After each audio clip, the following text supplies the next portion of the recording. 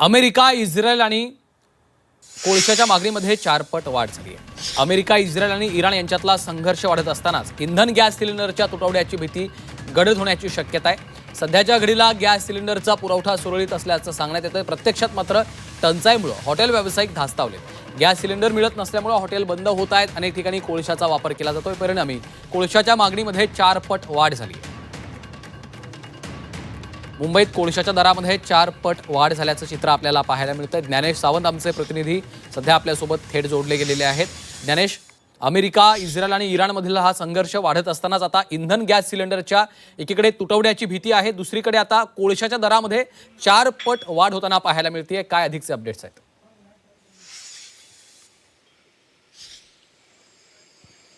America, Israel आणि Iran यांच्यातील संघर्ष थांबण्याचं नाव घेत नाही. तेव्हापासून वेगवेगळ्या गोष्टींना सामोरं जावं लागतंय. त्याचे पडसाद आपल्याकडे उमटताना दिसत आहेत. भारतामध्ये, विशेषतः मुंबईमध्ये गेल्या काही दिवसांपासून याचे गडद पडसाद आपल्या सगळ्यांच्या नजरेसमोर येत आहेत. त्यात विशेषतः इंधनाचा पुरवठा कसा असेल, त्याच्यानंतर गॅस सिलेंडरच्या संदर्भामधली साखळी कशी असेल, त्याचा पुरवठा कितपत सुरळीत असू शकतो, असे प्रश्न पुढे येत होते. आणि याच्यातून अनेक गोष्टी घडत आहेत की मुंबईमध्ये आत्ताच्या घडीला गॅसचा पुरवठा विस्कळीत असल्याचं बोललं जाते. गेल्या 4 दिवसांपासून अनेक भागातले हॉटेल स्टॉल धारक हे माघार घेत आहेत, हॉटेल बंद ठेवत आहेत, स्टॉल बंद केले जात आहेत. आणि दुसरीकडे मात्र एकीकडे सरकारच्या बाजूने सांगितलं जात आहे की इंधनाचा पुरवठा, गॅस सिलेंडरचा पुरवठा हा मोठ्या प्रमाणात सुरळीत असल्याचं सांगितलं जात आहे. मात्र वस्तुस्थिती तशी नसताना गॅस अभावी अनेक व्यवसाय बंद होताना दिसत आहेत. विशेषतः हॉटेल इंडस्ट्रीमध्ये याचा मोठा परिणाम झालाय. आणि अशातच पर्यायी व्यवस्था म्हणून या व्यावसायिकांना वेगळ्या पर्यायाचा वापर करावा लागतो आहे. त्यामध्ये प्रामुख्याने कोळशाचा वापर करावा लागतो आहे.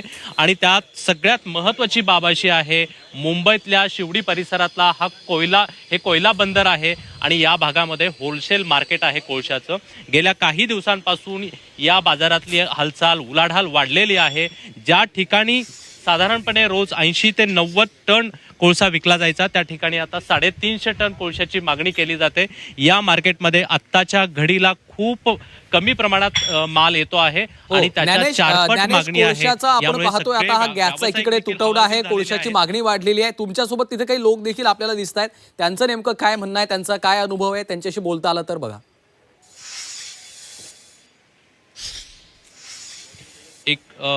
गेल्या काही वेळांपासून आपण इथल्या व्यावसायिकांशी चर्चा करत होतो. वेगवेगळे मुद्दे त्यांचे पुढे आलेले आहेत, कारण सध्या आता त्यांच्याकडे मागणी मोठ्या प्रमाणात आहेत. या संदर्भातले नसीम खान माझ्यासोबत आहेत. तिथले व्यावसायिक आहेत आणि इथल्या एका कारखान्याचे ते मालक आहेत. ते स्वतः त्यांच्याशी आपण बोलणार आहोत. अभी क्या मार्केट में डिमांड कैसी है? डिमांड अभी ऐसी हो गई है कि जो हिसाब से आ रहा है उस हिसाब से हम पूरा नहीं कर पा रहे सर. हम चाहते पहले कोयला कितना आता था, अभी कितना आता है? कोयला पहले का रोज 4-5 ट्रक आता था, 2-3 ट्रक यहाँ से जाता था तो 1 ट्रक स्टोर हो जाता हम लोग के पास. और अभी ऐसा परिस्थिति है कि 4-5 ट्रक आता है तो 8-9 ट्रक की डिमांड होती है, तो हम लोग पूरा नहीं कर पा रहे हैं अभी. रेट हाँ, जाहिर सी बात है, जब डिमांड बढ़ेगी तो रेट भी इंक्रीज होगा. लास्ट वीक में क्या रेट थे और क्या अभी? लास्ट वीक से अब में 3 से 4 रुपये का डिफरेंट हो गया है. गेल्या काही दिवसांपासून कोळशाच्या मागणीत वाढ झाल्यानंतर किलो मागे 4 ते 5 रुपयांची वाढ झाल्याचं त्यांच्याकडून सांगण्यात येत आहे. मात्र आता सगळ्यात महत्त्वाचा प्रश्न आहे, कोळशाची मागणी वाढली असताना पुढच्या 4 दिवसांमध्ये काय स्थिती असू शकते, हा एक महत्त्वाचा प्रश्न. त्यामुळे हा देखील एक मोठा प्रश्न सध्या व्यावसायिकांच्या समोर उभा राहिल्याचं आपल्याला पाहायला मिळतं. धन्यवाद ज्ञानेश या सविस्तर माहितीसाठी.